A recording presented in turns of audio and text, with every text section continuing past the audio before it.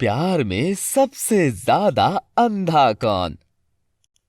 राजा विक्रमादित्य ने काफी मेहनत के बाद बेताल को फिर से पकड़ा और आगे बढ़ चले। आदतन बेताल ने फिर एक कहानी शुरू करते हुए राजा विक्रमादित्य से बोला। एक समय में विशाल नाम के एक राज्य में पद्मनाभ नाम का एक राजा था।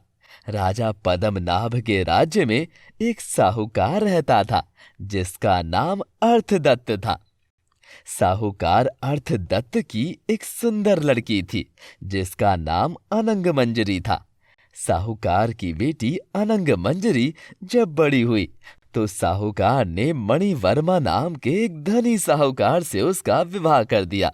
मणिवर्मा अनंग मंजरी को काफी चाहता था, लेकिन अनंग मंजरी मणिवर्मा को बिल्कुल भी पसंद नहीं करती थी।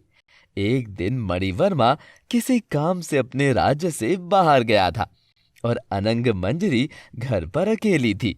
घर में अकेले रहने के कारण उसका मन ऊब गया था। उसके मन में विचार आया कि क्यों ना बाहर थोड़ा घूम आया जाए। ये सोचकर वो अपने घर से कुछ दूर टहलने के लिए निकली। वो बाहर घूम ही रही थी कि तभी रास्ते में अनंग मंजरी ने राजपुरोहित के लड़के कमलाकर को देखा। राजपुरोहित का पुत्र कमलाकर दिखने में काफी सुंदर था और कमलाकर को देखते ही अनंग मंजरी को उससे प्रेम हो गया। इसके बाद कमलाकर भी अनंग मंजरी को मन ही मन चाहने लगा।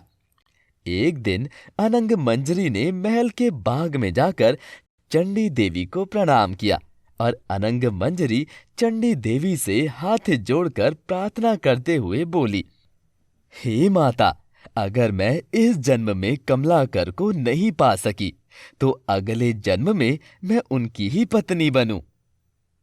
इतना कहते हुए अनंग मंजरी ने अपना दुपट्टा खींचा और पेड़ पर दुपट्टे से फांसी लगाने की तैयारी करने लगी। लेकिन तभी राज्य की दासी और अनंग मंजरी की सहेली वहां आ गई और उसे रोकते हुए सहेली ने कहा, अनंग मंजरी, तुम ये क्या कर रही हो? इस पर अनंग मंजरी ने उसे अपनी मन की बात बताई। ये सुनने के बाद सहेली कहती है, तुम बिल्कुल भी परेशान ना हो, जल्द ही मैं कमलाकर से तुम्हारी मुलाकात करा दूंगी। सहेली की बात सुनकर अनंग मंजरी रुक गई। इस तरह अनंग मंजरी कमलाकर की यादों में खोई रहने लगी। वो सोचती रहती कि कब उसकी मुलाकात कमलाकर से होगी। कुछ दिन बीत जाने के बाद अनंग मंजरी की सहेली ने अनंग मंजरी और कमलाकर की मुलाकात का प्रबंध किया। इस तरह दोनों एक दूसरे से मिलने बाग में पहुंचे। दोनों ने एक दूसरे को देखा और खुद को रोक ना सके।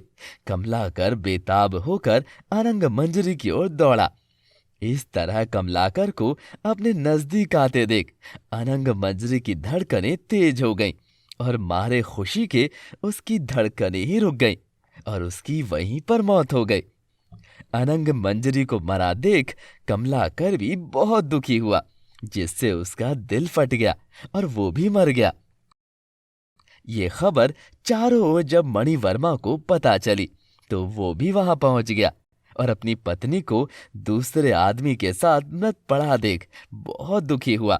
दरअसल मणिवर्मा अनंग मंजरी को बहुत चाहता था, इसीलिए उससे अपनी पत्नी का वियोग सहा नहीं गया और उसने भी प्राण छोड़ दिए। ये सब देख चंडी देवी स्वयं वहां प्रकट हुई और सबको दोबारा जीवित कर दिया। कहानी सुनाने के बाद हर बार की तरह इस बार भी बेताल ने सवाल करते हुए कहा, बताओ विक्रम, इन तीनों में सबसे ज्यादा प्रेम में अंधा कौन था? थोड़ी देर तक बेताल के सवाल का जवाब जब विक्रमादित्य ने नहीं दिया तो उसने फिर पूछा, बताओ विक्रम, प्रेम में अंधा कौन था? इस तरह बेताल के बार बार पूछने पर विक्रम ने जवाब देते हुए कहा, सबसे ज्यादा प्रेम में अंधा था मणिवर्मा। वजह यह है कि अनंग मंजरी और कमलाकर अचानक मिले और वो उस खुशी के कारण मरे। लेकिन मणिवर्मा ये देखकर शोक में मर गया कि उसकी पत्नी किसी दूसरे से प्रेम करती थी और अपने प्रेम से मिलने की खुशी में मर गई।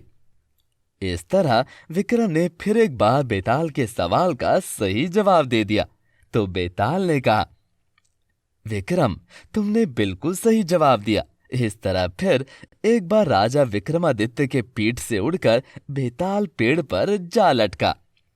कहानी से सीख, किसी भी चीज की अति नुकसान ही करती है। इसीलिए इंसान को इस बात का ध्यान रखते हुए हमेशा अपनी भावनाओं पर नियंत्रण रखना चाहिए।